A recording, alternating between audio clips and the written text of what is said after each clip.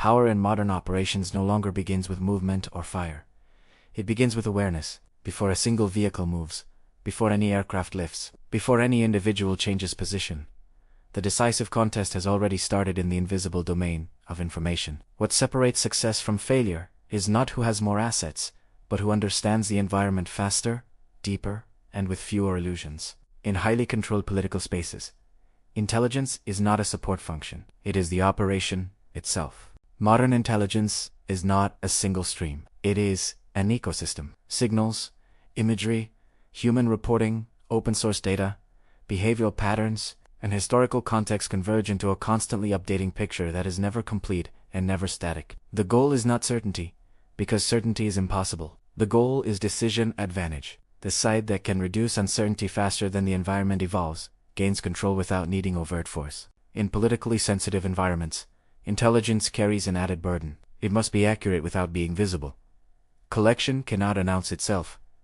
Analysis cannot leak. Distribution cannot lag. Every layer must function under pressure, because the moment information becomes obvious, it loses value. Intelligence dominance is about seeing without being seen, knowing without signaling knowledge. One of the most misunderstood aspects of intelligence work is that technology alone does not create clarity. Sensors generate data, not understanding. Satellites collect images, not meaning. Intercepts capture signals, not intent. The transformation of raw inputs into actionable insight requires interpretation, context, and restraint. Without these, information becomes noise, and noise is one of the most dangerous liabilities in complex operations. Informational environments are crowded. Cities, governments, institutions, and populations constantly generate signals. Phones, cameras, transactions, movements, conversations, and digital traces create a dense fog of activity. Intelligence is not about collecting everything. It is about filtering what matters. This filtering process is where expertise resides. Knowing what to ignore is often more important than knowing what to pursue. Human intelligence remains central, despite technological advances. Machines can observe, but people interpret. Local dynamics, informal networks, personal loyalties, and unspoken constraints rarely appear in data. They emerge through relationships, pattern recognition, and long-term familiarity with the environment. This is slow work. It does not align well with public expectations of speed, but it underpins every successful operation. At the same time, human reporting is fragile. It is shaped by perception, fear, incentive, and bias. This is why intelligence systems are built on corroboration rather than trust. No single source is decisive.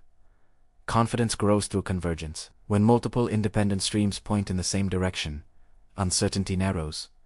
When they diverge, caution increases. This constant balancing act defines the analytical process. Signals intelligence adds another layer of complexity. Modern communications are encrypted, fragmented, and deliberately deceptive.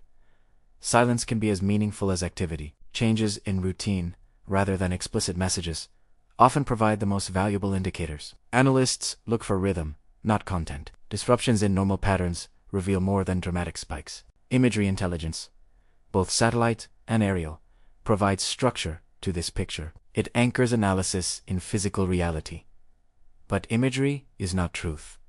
It is a snapshot. It captures a moment that may already be outdated by the time it is reviewed. Urban environments change rapidly. Vehicles move, crowds form, lights turn on and off. The value of imagery lies in sequence, not singular frames. Trends matter more than scenes.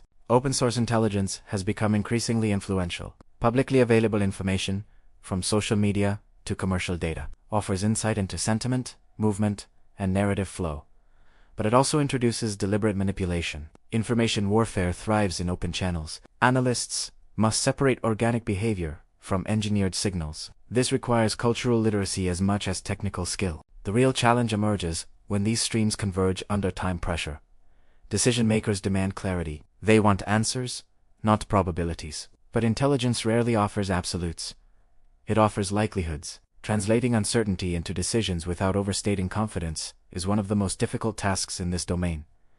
Overconfidence leads to rigidity. Excessive caution leads to paralysis. Balance is the currency of effective intelligence leadership. Information dominance is not only about collection and analysis, it is also about denial. Preventing adversaries from understanding your intentions is as important as understanding theirs. This includes operational security, deception, and narrative control.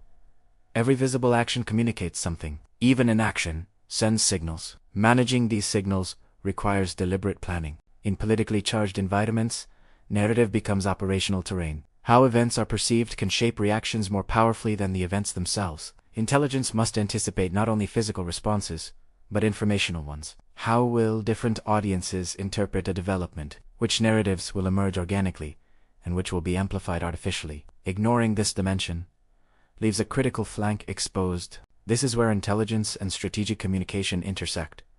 The goal is not propaganda, but stability, reducing misinterpretation, preventing escalation, and maintaining ambiguity where clarity would provoke reaction are all legitimate objectives. Information dominance allows operations to occur within a controlled narrative envelope, limiting unintended consequences. The climax of intelligence-driven operations often occurs quietly.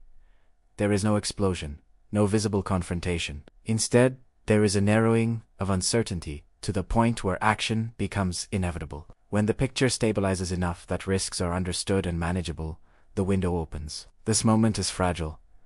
Delay allows the environment to change again. Acting too soon risks acting blind. Timing is everything.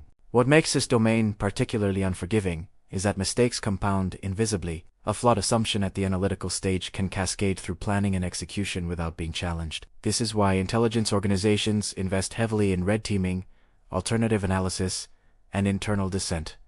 Challenging consensus is not it is risk mitigation. Another often overlooked aspect is the emotional discipline required in intelligence work. Analysts are exposed to constant ambiguity and high stakes. They must remain detached without becoming indifferent. Bias creeps in subtly, shaped by expectations, prior assessments, and external pressure. Recognizing and correcting for these biases is a continuous process, not a checklist. Technology continues to accelerate this field, but it also accelerates error. Automated systems process data at scale, but they reflect the assumptions embedded in their design. Artificial intelligence can identify patterns, but it cannot judge relevance in isolation. Human oversight remains essential, not as a bottleneck, but as a safeguard. The environment in which intelligence operates is increasingly compressed. Decision cycles are shorter, information spreads faster, reaction times shrink. This places immense strain on analytical rigor. There is less time to verify, yet the cost of error remains high. The answer is not to slow down, but to refine processes so that speed does not replace judgment. Ultimately, intelligence dominance is about shaping the range of possible outcomes. It does not guarantee success, but it constrains failure. It reduces surprise, limits escalation, and creates space for controlled action. In environments where overt force carries disproportionate risk, this quiet form of power becomes decisive. As operations move forward, intelligence does not recede. It adapts. Collection priorities shift. New questions replace old ones. Feedback from the environment refines assumptions. This iterative loop continues until the operation concludes, and often beyond. Intelligence is not a phase. It is a continuum. Understanding this domain changes how we interpret modern power. The most decisive actions are often invisible. The loudest moments are usually consequences, not causes. By the time something becomes obvious, the real work has already been done. In the next installment of this series, the focus will shift from knowing to moving, examining how ground elements operate within the constraints shaped by intelligence, terrain, and political pressure, and why modern mobility is less about speed and more about access. If you want this series to go deeper into how information shapes modern operations, leave a comment with the aspect that interests you most. Subscribe to continue following the full breakdown. And if this level of analysis adds clarity to a subject often reduced to spectacle, a like helps keep this conversation alive.